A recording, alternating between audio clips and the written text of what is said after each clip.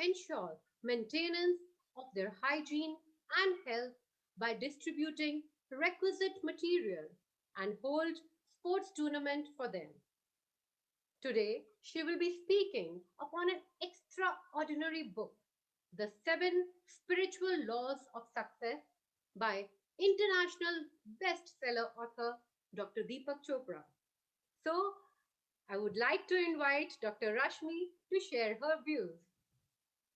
Dr. Thank Rashmi, you, Doctor. Thank over you, to Dr. you, Samidha. ma'am. Thank you, Dr. Samidha.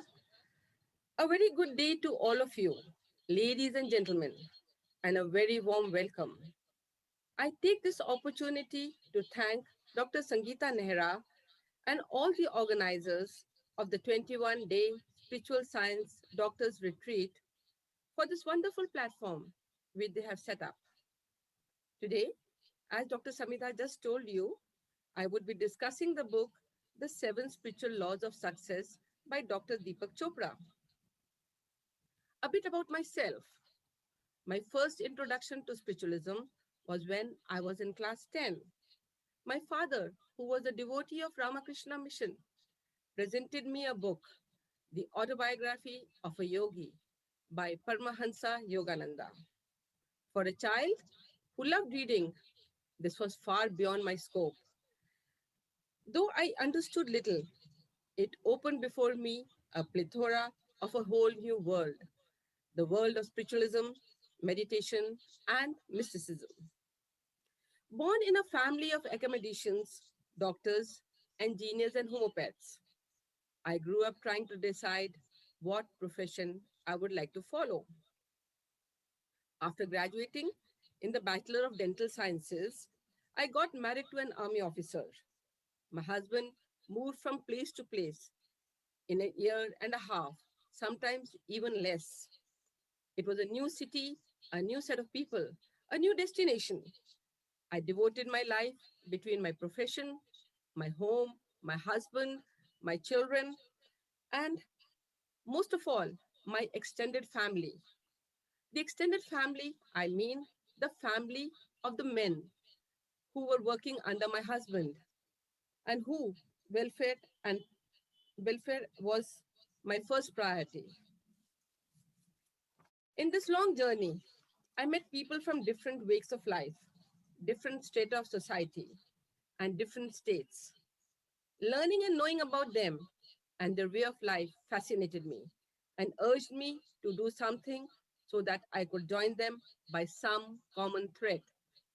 Living in hospitable terrains with the minimum of facilities, I also learned a lot from flower making, flower arrangements, calligraphy, painting, cooking, and other things. I also learned about yoga, meditation, acupressure, and other alternative therapies. And I used my skills to teach my extended families the same. But our families have their own problems. When we lose our men, their dreams are shattered. Life becomes totally bleak. They have children who are growing up under a single parent. The way of the army life. This is it. This made me think about meditation. But that was not the only answer. The answer was also work. So it was a combination of meditation and work. Life today, especially due to the COVID-19 situation, is not easy at all. It has added a whole lot of responsibilities in our day to day living. It has brought around the culture of stress, financial woes, loss of jobs. Besides this, the culture of cutthroat competition, working from home, the laptop, mobiles, social media, and the online classes for the children has brought to the fore the need to look for the answers. No social interaction, no family get togethers, the loss of loved ones where we can't even share our grief with them has put the cherry on the cake. In simple words, today, life is not easy. Education, too, has raised the level of stress by default.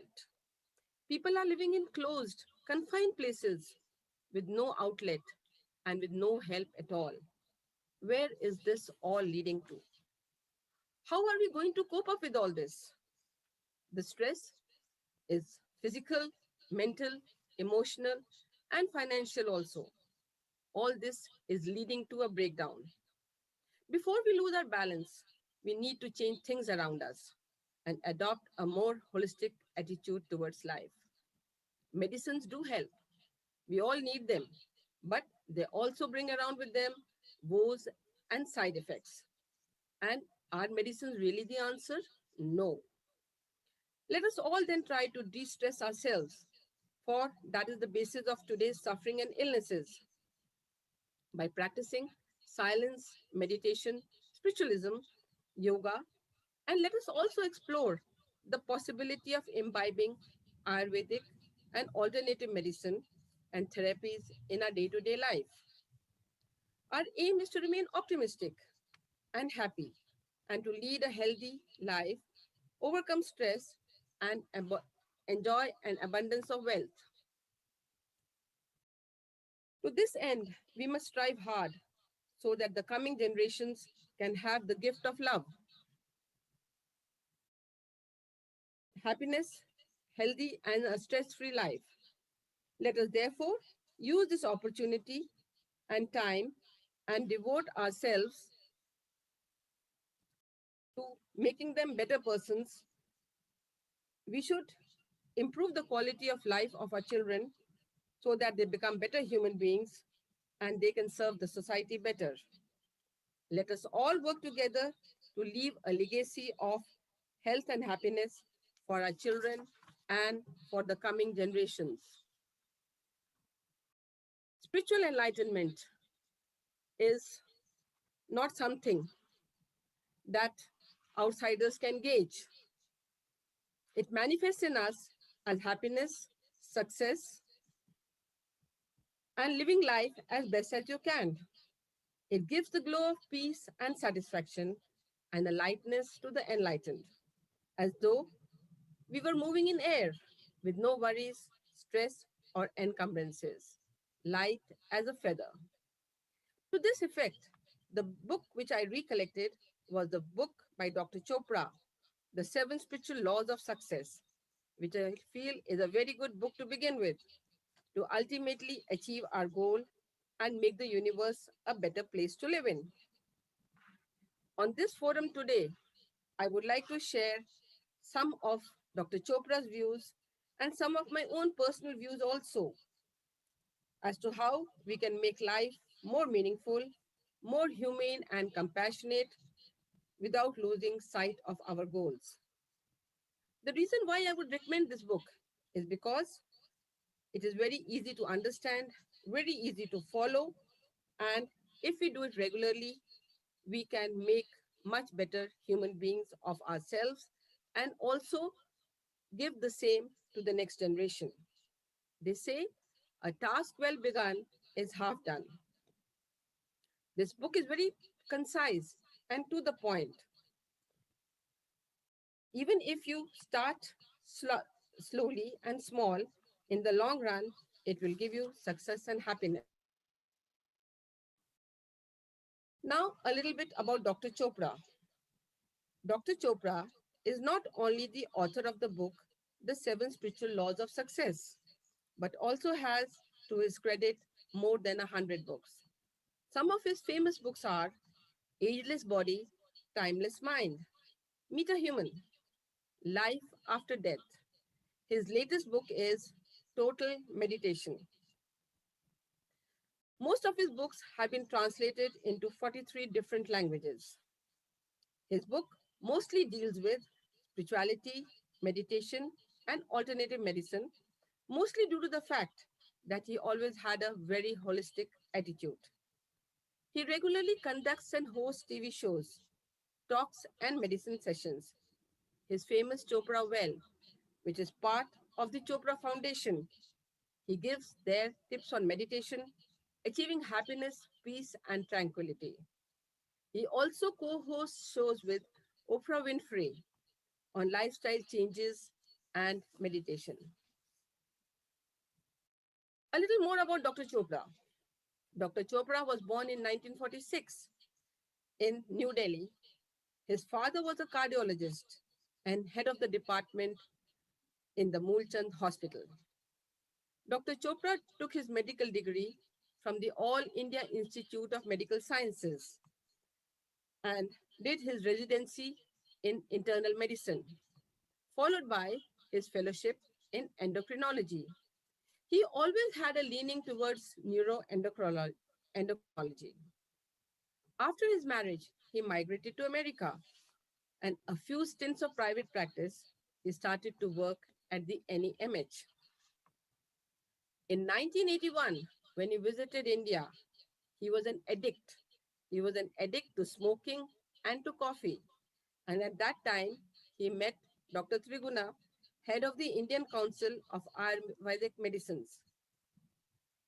Dr. Triguna introduced him to transcendental meditation. This helped Dr. Chopra to overcome his addiction to smoking and to coffee. As he was able to give up his addiction, his interest in Ayurvedic medicines grew.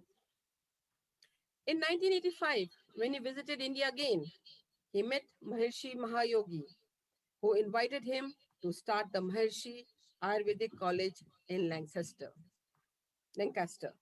He gave up his job at NEMH and became the founder president of the American Association of Ayurvedic Medicine. He was also the founder of Maharshi Ayurveda Products International and the medical director of Maharshi Ayurveda Center. At his center, he combined yoga, mindfulness meditation, Ayurveda, massages, enema, oil bath, transcendental meditation, distance healing, and prayers.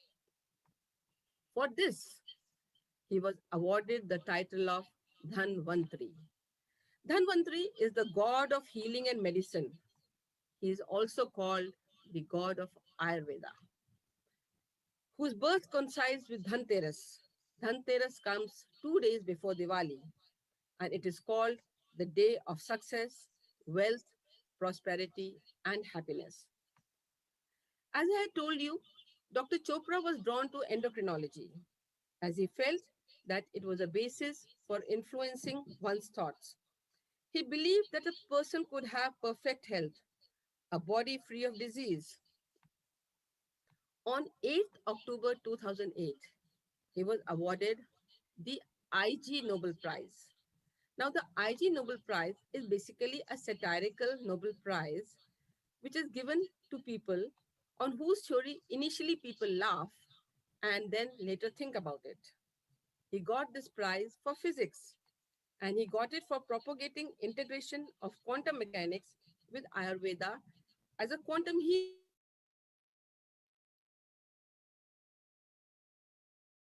cancer.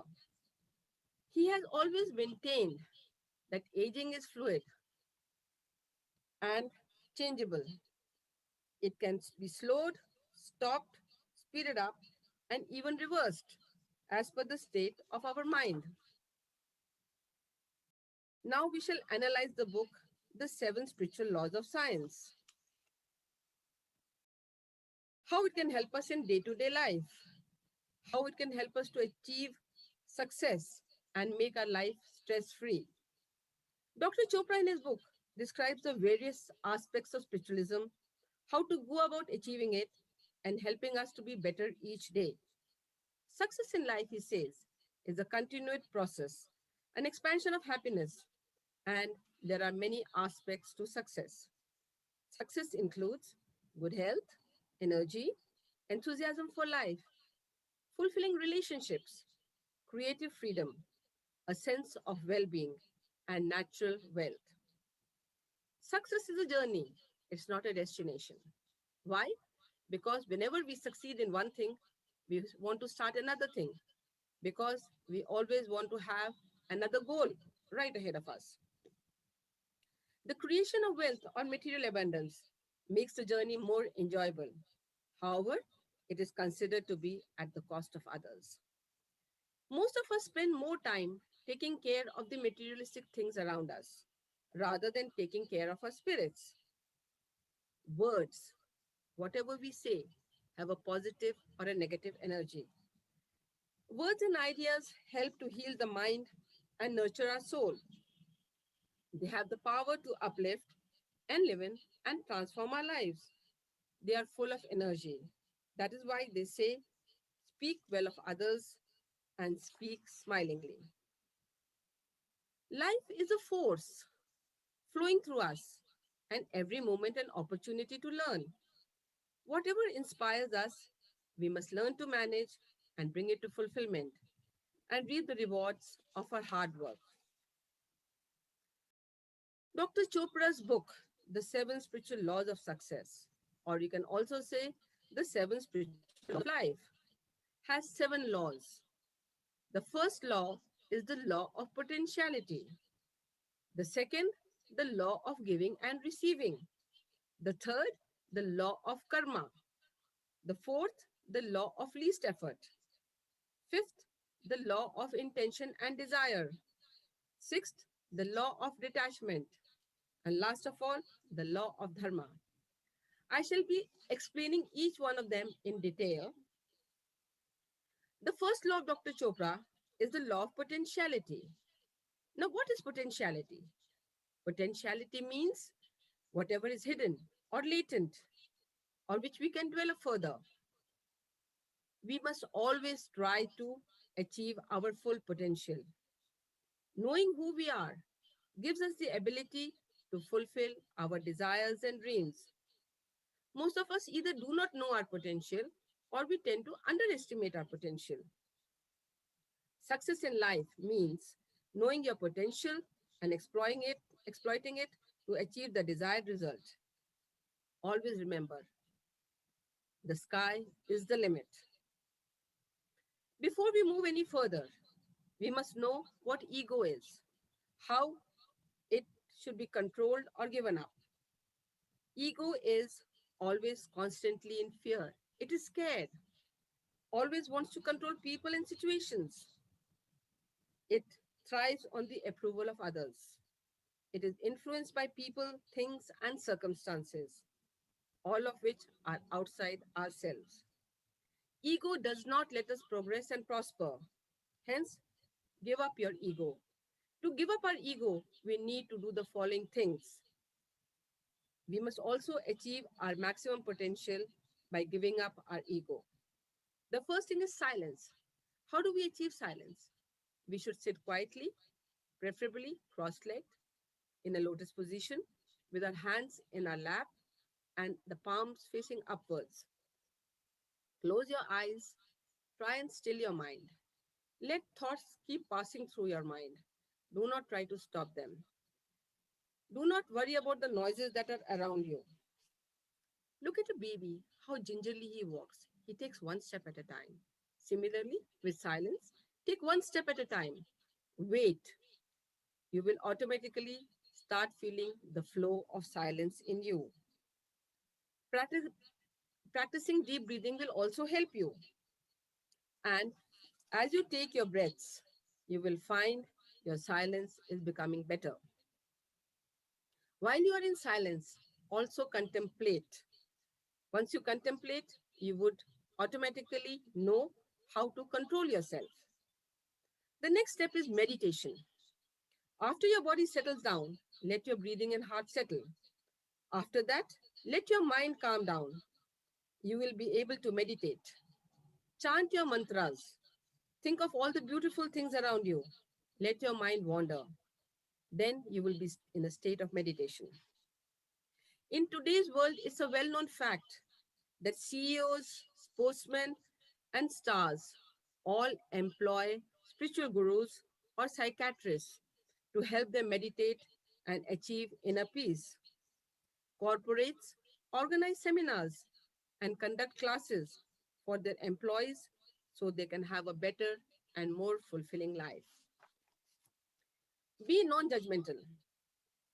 Do not judge others spontaneously by the way they dress, talk, or respond. Judging causes turbulence, turns and agitates your mind. It creates an imbalance and a useless chatter. Ignore the jargon, otherwise, it will lead to chaos. Silence your mind first. Be non judgmental. Close your eyes and think for a second before you say something. Do not let words just pass through your lips. A word said in haste can cause disaster. Thus, we can achieve our potentiality. Also, commune with nature or be in harmony with nature. Learn to connect with your environment. Slow down. Observe things. Delve into the spiritual nature of things. See the beauty in all the things. Be one with nature, and the energy so received can be used to reach our full potential. Sit still, enjoy the rustling of the leaves in the wind, the sound of the water flowing, the chirping of the birds. You may also be able to hear an insect crawl. Sit in your lawn, your terrace, in a park. You can also walk barefoot to release negativity. Let nature calm you down and connect with your innermost self. When we are in harmony with nature, we create a bond. Utilize this bond for your empowerment and achieving your potentiality. Let nature take you through the bliss of journey of life. Do not try to reverse the flow. Just channelize it so that you can benefit and you can also benefit those around you. It will also help you to feel positive about whatever you have in abundance or whatever you may desire to achieve. The next law is the law of giving and receiving. We all know that we love to receive gifts. We should also give, give gifts. All relationships exist due to interaction. You must circulate whatever you have. If you're educated, circulate your education. If you have money, circulate that. Or whatever material things you have, you must learn to circulate all of those. Give whatever you wish to receive. If you want material affluence, help others to get material affluence. If you wish to receive affection, compassion, appreciation, and love, give the same. We talk about currency. What does currency mean? Currency means flow. Money must continue to flow like a river. It keeps it alive and vital. Otherwise, it will clog and stagnate. Money is the symbol of life energy. As they say, money makes the mare go. The intention behind giving anything should be joyful. Anything given grudgingly has no energy. Giving is an art. Always carry a gift for someone, a flower, a card. If you can't carry anything, at least give a compliment, a prayer, or you can even give a blessing. Bless people silently, wishing them all the best and all the good things in life. Helping people in distress also attracts positivity. Be a go giver and gift a smile. Giving is good for the health as it gives us happiness. When we give others happiness, we also receive happiness. Be grateful for whatever you get. Open for receiving is an art. Again, be open for receiving a gift. Look at a child, how excited and eager he is, how happy and curious, how quickly he tries to unwrap his gift. And then he wants to show it to everybody, and he wants everybody to appreciate it. So be like a child, be open to receiving, express gratitude. Abundance will come to you only when you're open to receiving. The more you give, the more you will get. This life too is a gift of God. Thank Him. Receive with gratitude whatever He has to give you. We will now talk about the third law, the law of karma. As Hindus and Indians, we all know what karma is. Karma means your actions, your words, and your deeds. It is a fundamental doctrine of Buddhism. We all know what goes around comes around. That means whatever we do, we get back. If we want happiness and success in life, we must sow seeds of happiness and success. Do good to others if you want them to do good to you. To attain spiritual enlightenment, do not allow your emotions to get the better of you. Make conscious choices. And when you're making these choices, ask yourself, what can I learn from this? How can I be useful to those around me? Also, accept the consequences. What are going to be the consequences of this choice? And will it bring happiness to me and those around me? Think and then act. Ask your heart, ask your heart for guidance as a holistic and far more accurate than anything else. Before making a choice, go into a silent meditation. Let the turbulence of your mind settle down and let your heart answer. Do whatever makes you comfortable. Practice kindness and compassion in your day to day life. This is your karma. It will come back to you in some form or the other. We all have to pay the debt of our karma. The fourth law. The fourth law is the law of least effort. Now, who doesn't like to work less? Even I would. If I would put in 20% of effort, I would like to have 80% of reward. Hmm? To do less and achieve more, we must hone our skills and economize our actions. Just like this computer right in front of me, it helps us to achieve things much faster and more accurately with minimum effort. We should create a time frame for ourselves to pursue and achieve our goals. The law of least effort also means accepting people and circumstances as they are, not as we would wish them to be. Do not seek to have power or control over people. You waste energy. Convert your dreams by your intrinsic nature to physical form. This is only possible if your actions are motivated by love. Do not rely on other people to fulfill your dreams. Do not seek money for personal gains, for in that process, we will waste energy in the illusion of happiness. Choose and enjoy happiness in the moment. Harmony and love, harness them to gain and accumulate energy. This surplus energy will give you unlimited wealth. Take responsibility for your actions. Be open to suggestions. Accept every obstacle and setback as an opportunity for the creation of something new and beautiful. Be open. Be open to suggestions. Be defenseless. Relinquish the need to defend yourself. Relinquish the need to defend your point of view. Stop fighting and resisting the urge to convince others. You will be joyous and light-hearted. The next law. We all have intentions, we all have desires, we all have dreams. And Dr. Chopra, in this fifth law, talks about the law of intention and desire. If we desire something, we must plan to achieve it. So he says, make a wish. Make a list of your desires and dreams at night before you sleep. Every morning when you get up, look at it and think how you can reach a step closer to the end. Create a silent space between your thoughts. We all have infinite organizing power. Attention to your work brings transformation, and the intended outcome can be achieved.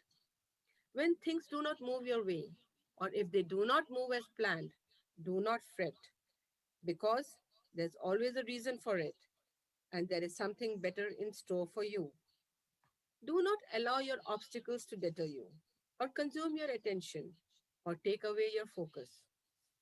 Remember, learning is a continuous process. We all continue to learn throughout our lives. Desire without attachment to the outcome of the goal. This helps us to achieve them easily.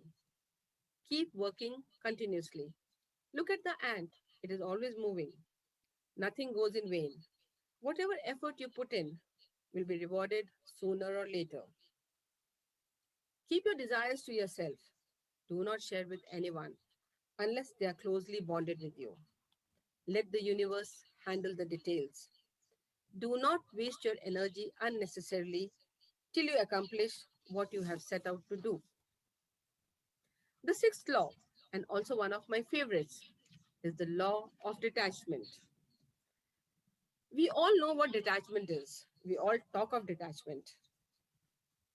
Detachment is the opposite of attachment. It is based on fear and insecurity. Security doesn't come from material wealth or cash or house. There is always the fear and anxiety of losing it. These things are all transitory.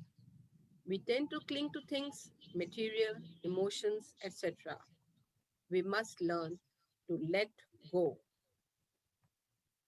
Detach yourself from the known and slip into the unknown. Let there be uncertainty. Without uncertainty, there will be no evolution. Remain open to all possibilities and opportunities. Let it be part of your experience. Participate with detachment. It will give you the freedom to create and is synonymous with wealth consciousness. Whenever you encounter a problem, stay grounded and wait for the solution to emerge spontaneously so that it can benefit everyone around you. Every problem, as I said earlier, is a seed of opportunity. Learn to accept everyone as they are, your parents, friends, children, siblings, etc. Learn to detach yourself from the consuming fire of hatred of what they did do and didn't do. Detach yourself from your children. Do not expect them to do your bidding. Give them their space and time, and they will make better human beings. Detach yourself from material things. Learn to live frugally. Apply the minimalist approach. Be happy with whatever you have. Thus, you can achieve the law of detachment.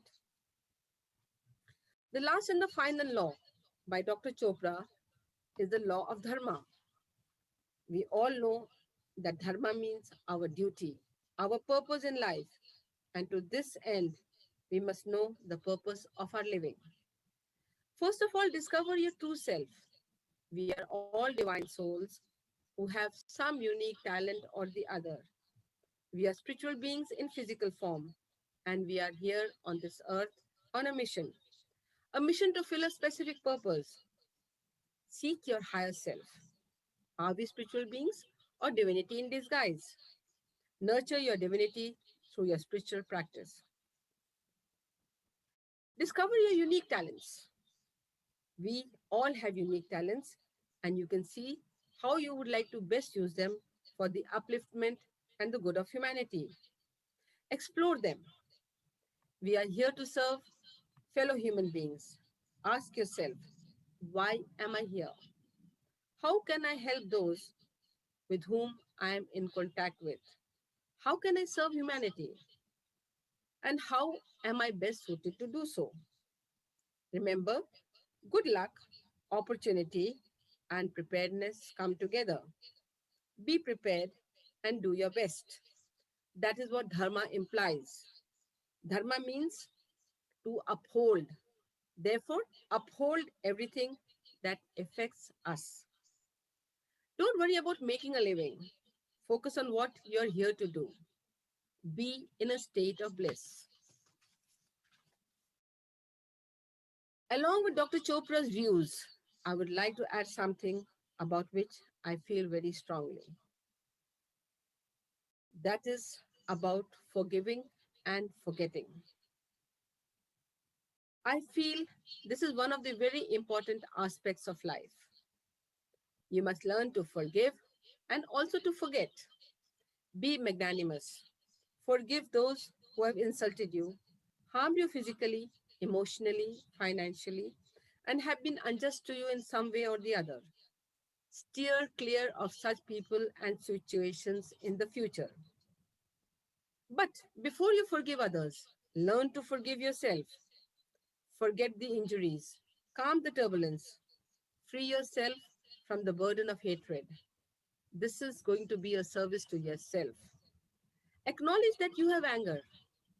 You can try to overcome it, but also remember that it can come back again. Do not keep struggling with the guilt or blame yourself. Put down the weight and free yourself. As I conclude, allow me to say that if we put our heart and soul to anything, it can be achieved. You can achieve anything, whatever you wish to achieve, whether it is material affluence or success in any form. Remember that you cannot change people and circumstances. Therefore, find a way around it. Continue till you reach the bend. You will see the road further down from there. Be a child.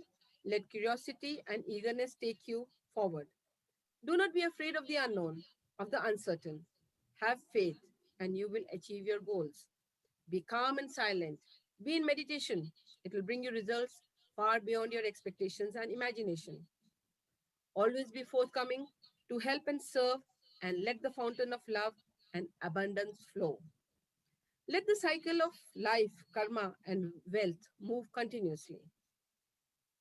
Meditation. Meditation is synonymous with work.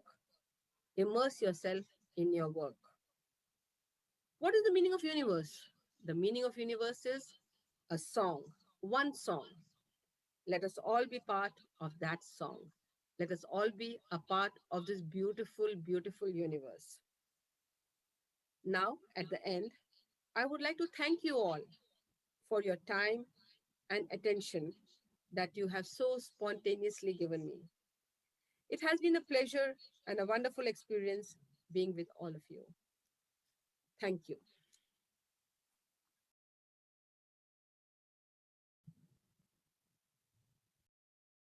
Congratulations, Rashmi ma'am. Such a beautiful presentation of this magical book, Seven Spiritual Laws of Success. The seven laws, as taught by you: the law of potentiality, of not being judgmental, law of giving and receiving, law of karma, to work with full heart, conscious choices, and accepting consequences can actually work for anyone to make them a better human or maybe superhuman. Law of least effort, as told by you and explained by you, to accept everything and everyone as it is can make our lives and relationships heavenly. Law of intention and desire, of seeking opportunity in everything, can make the most out of every moment of our lives. Law of detachment and law of dharma, following which everyone can work together to make this place, to make this world a better place to live in. And ma'am, the eighth add-on by you, the law of forgiveness, was equally appreciable. Thank you so much. And I would like to thank Dr. Sangeeta Nehra ma'am, who has pledged to be the torch bearer of spiritualism and meditation. It is an appreciable and incredible achievement that today, with her efforts, we are spreading the message of mental peace and happiness for humanity. Today, we are receiving the entire world. We are reaching out to the entire world through our PMC Global Channel, PMC English, PMC USA, PMC UK, Pyramid Health Channel Malaysia, Mahadrishta Pyramid Spiritual Science and Education Trust Channel, along with PMC Haryanvi. So, this is a beautiful platform in which I think we can reach out to each and every person, irrespective of their country, their religion, anything. And we can all work together to summarize beautiful books that have been written in just a matter of 1 hour and reach out to everyone to, again, as I said, make this world a better place to live in. Thank you so much, everyone, for being with us. I would now invite Dr. Sangeeta Nehra ma'am to bless us with her words of wisdom. Yeah, thank you, Dr. Samita. Thank you, Rashmi Madam. A great presentation by Rashmi Madam. And she told about the seven spiritual laws of success by Deepak Chopra. And I was remembering one thing. I think 12 years back, I have gone through one book of Deepak Chopra, Quantum Healing. When I was working in on the HIV patient and Red Ribbon Express train of AIDS patient, so when I have gone through this quantum healing book, and the same as you explained today also, because the quantum healing is something like we have to think about ourselves. We have to heal about ourselves. Because the quantum, as you said, that the law of potentiality. Law of potentiality is something we have the potential, but what type of the directions we are going, what type of the possibilities we are choosing. Suppose, for example, as you were telling, at that time I was writing something. Suppose I'm having the negative emotion. Okay, this is the possibility, one possibility out of the potentiality. I have the good potentiality, but out of that I chosen one negative emotion. Okay, so again and again and again I'm thinking about the negative emotion, that graph of the possibility become the high, and it becomes the conditioned matter, and it becomes the negative emotion, and more we are conditioned, so that we are automatically suffer from the many illnesses. So it is very important. Yes, the law of potentiality is to give up your ego, and you give up your condition, and you turn into the your creativity. So, and the next, you tell about the giving and the receiving. Yes, definitely, giving and receiving is just like a, you are enhancing your immune system, because your consciousness area is become increasing automatically if you accept everyone, if you give something to everyone. Like you said that if you have the currency, if you have the love, if you have the care, whatever you have, whatever the archetype you have, so you just give, and automatically you will receive the same thing. So the main thing is, if you want to enhance your immunity in this corona period, so the giving and receiving is the main law. We should accept everyone like this. Okay, and next, the law of karma is very very I think important law. And I want to say one quote of Patriji. So in so justice, reap justice, that is cosmic justice. And so injustice, reap injustice, that again is cosmic justice, injustice. Spiritual health is the root, and physical health is the fruit. So, in the conclusion, the meditation in its final essence means the activation of inner senses. And the third eye symbolizes the totality of the inner senses. No doctor can really help us.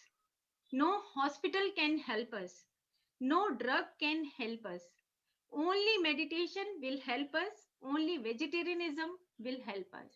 It means that we have to understand about our physical body, about emotional body, about our mental body, and about our spiritual body.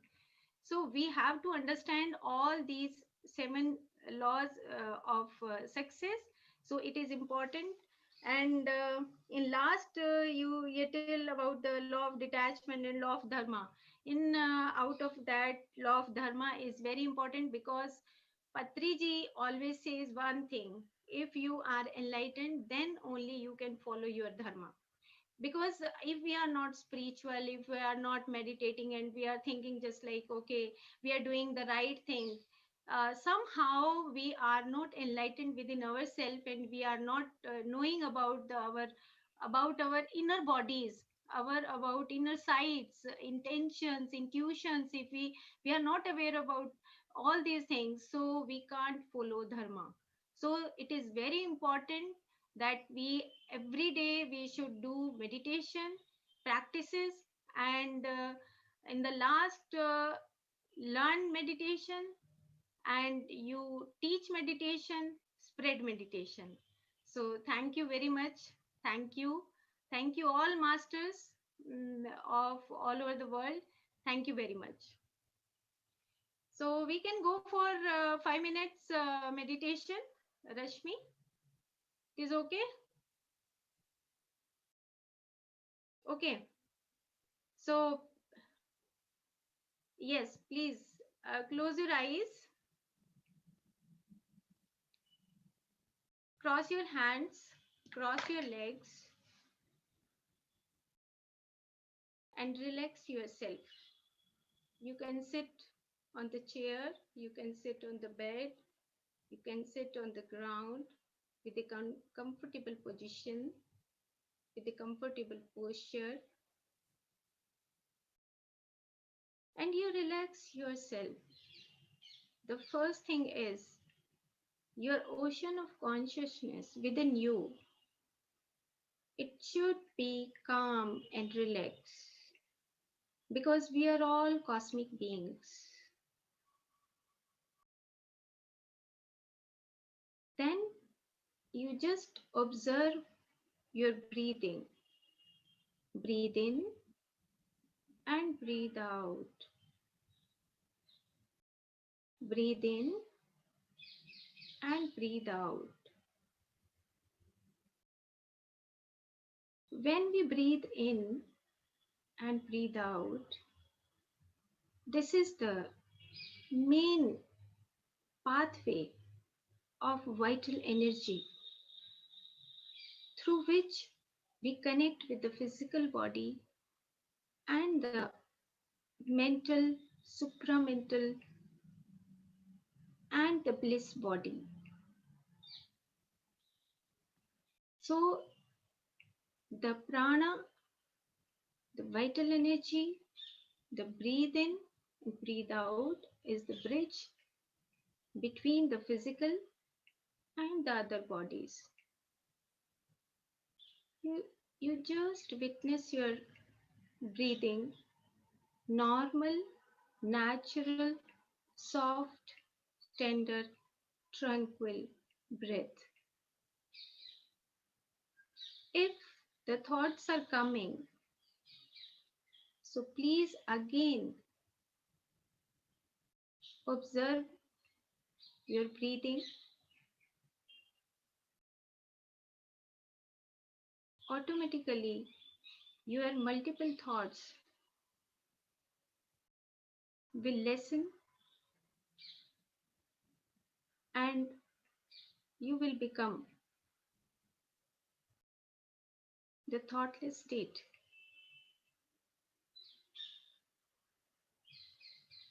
Breathe in and breathe out.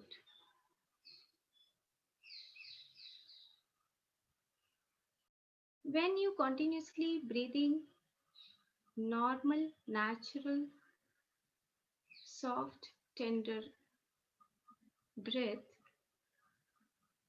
automatically you start accumulating your cosmic energy within yourself, and it will enlighten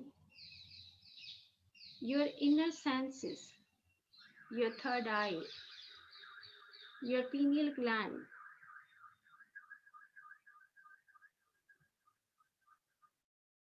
So you just be with your breath.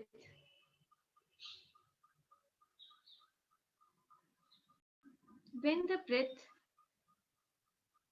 touches the nose and it goes enter through your neocortex, it enters through your higher brain. That is the true path of respiratory breathing system. It goes down in the end of the spinal cord and it comes back. It comes upward and again goes upward and then exhale through the nostrils.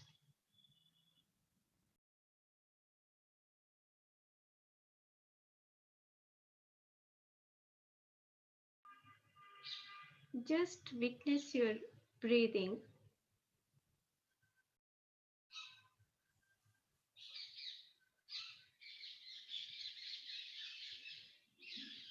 And you realize that your consciousness is expanding. You are becoming more calm. You are becoming more relaxed. Thoughts are lessening.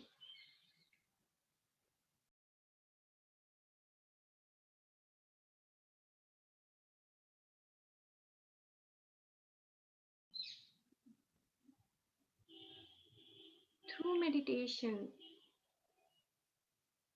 we can activate our higher bodies.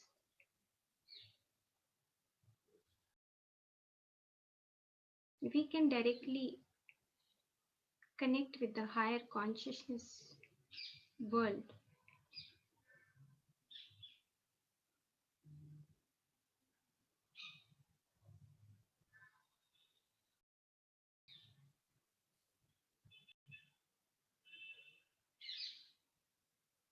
More silence, more achievement, more exploring of consciousness,